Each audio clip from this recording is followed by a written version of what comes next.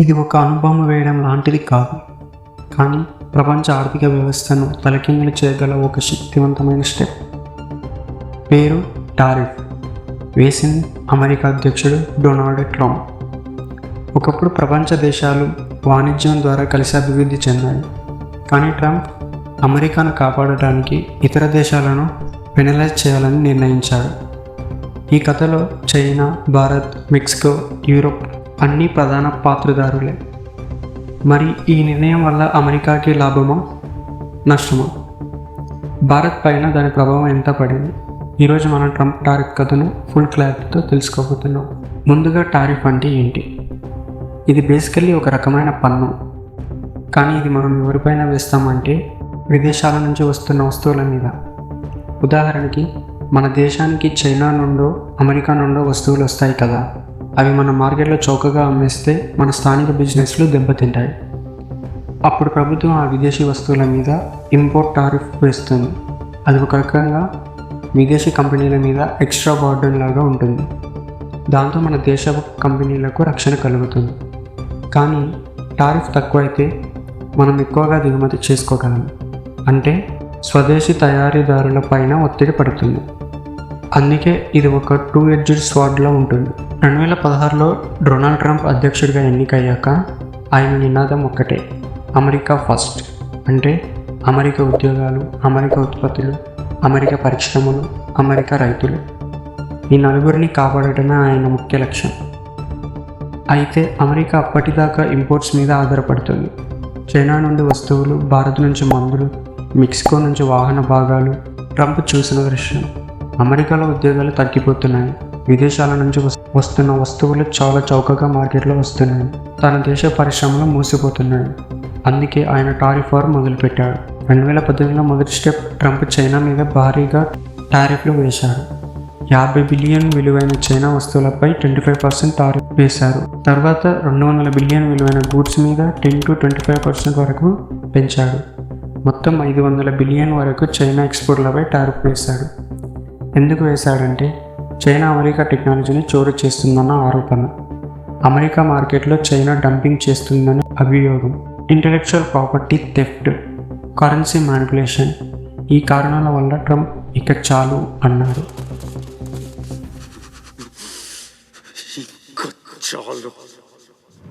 Tariff వేయడం వల్ల ఏమైంది? పాజిటివ్, అమెరికన్ ఉత్పత్తులపై డిమాండ్ పెరిగింది. కొన్ని పరిశ్రమలు, ముఖ్యంగా స్టీల్, అల్యూమినియం పరిశ్రమలు తిరిగి లాభాల బాట పట్టాయి. చైనా టెక్ ప్రొడక్ట్స్ మీద ఆధారపడటం కొంత తగ్గింది. నెగిటివ్స్, అమెరికాలో ఇన్ఫ్లేషన్ పెరిగింది, కస్టమర్ వస్తువుల ధరలు పెరిగాయి, టీవీ, ల్యాప్టాప్, ఫోన్, దుస్తులు, ఇంకా ఇతర గృహ సామాగ్రి. అమెరికా రైతులకు భారీ నష్టం. చైనా రిలైట్ చేసి యుఎస్ సోయాబీన్, కాటన్ మీద టారిఫ్ వేసింది. చాలా చిన్న వ్యాపారాలు నష్టపోయాయి, సప్లై చైన్స్ పెరిగిపోయాయి. అంటే ఒకవైపు అమెరికా ఉద్యోగాలు కాపాడాయి, మరోవైపు సామాన్య అమెరికన్ల ఖర్చు పెరిగింది. ఇప్పటి వరకు ట్రంప్ చైనా సంగతి చూశాం. ఇప్పుడు మనం ముఖ్యంగా చూస్తే భారత్ పైన కూడా ట్రంప్ టారిఫ్ ప్రభావం విపరీతంగా పడింది. 2019లో ట్రంప్ ప్రభుత్వం భారత్కి ఇచ్చిన GSP, generalised system of preference హక్కును రద్దు చేసింది. అంటే భారతదేశం ఎన్నో వస్తువులను డ్యూటీ ఫ్రీగా అమెరికాకి ఎగుమతి చేస్తుంది, వాటిపై టారిఫ్ ఉండదు. ఇది చిన్న చిన్న ఉత్పత్తిదారులకు చాలా మేలు. అలా $6 బిలియన్ పైగా ఎగుమతులు భారత్ చేస్తుంది. కానీ ట్రంప్ ఏమన్నారు? భారత్ ఎక్కువ టారిఫ్లు వేస్తుంది, అమెరికా కంపెనీలకు సరైన అదుపు లేకుండా తలుపులు వేసింది, అందుకే GSP రద్దు చేశారని అన్నారు. ఇందు నుంచి నష్టపోయింది ఎవరు? చిన్న పరిశ్రమలు, ఫార్మాన్యూటికల్స్, గార్మెంట్, లెదర్, ఫర్నిచర్ ఇండస్ట్రీస్. చాలామంది ఎగుమతిదారులు అమెరికా మార్కెట్ కోల్పోయారు.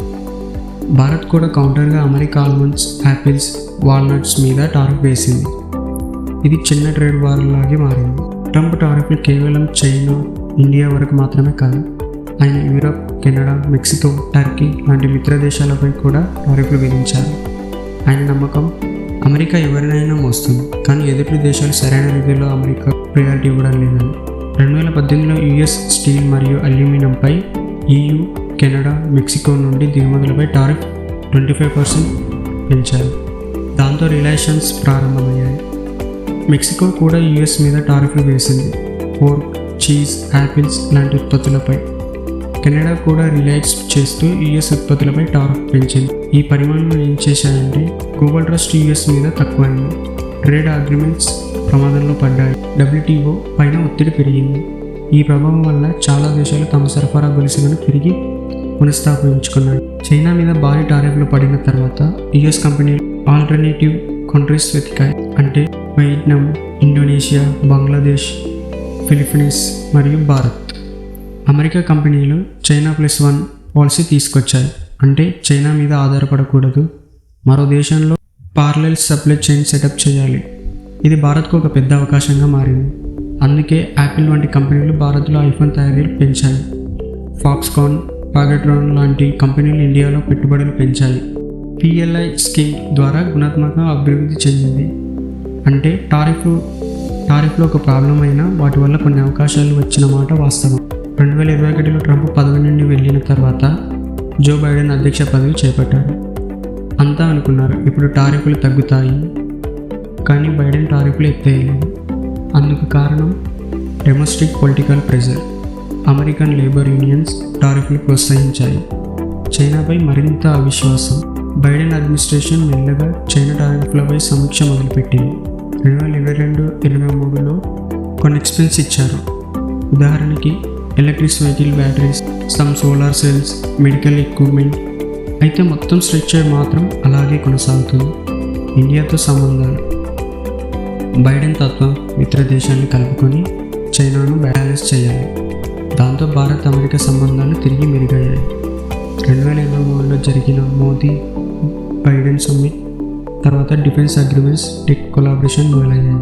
ఇప్పుడు 2025 అమెరికా ఎన్నికలు దగ్గర పడుతున్నాయి. ట్రంప్ మళ్ళీ అధ్యక్ష పీఠానికి వెళ్ళే అవకాశాలు కనిపిస్తున్నాయి. ఆయన ఇప్పటికీ ఏం చేయబోతున్నారు? చైనాను పూర్తిగా కంట్రోల్ చేయాలి. జనరల్ టారిఫ్ 10% అన్ని దేశాలపై వేయాలని చూస్తున్నారు. చైనాపై 60% టారిఫ్ వేస్తానని కూడా హెచ్చరిక ఇచ్చారు. ఇది జరిగితే ప్రపంచ వాణిజ్యం మళ్ళీ పెద్ద సంక్షోభంలో పడుతుంది.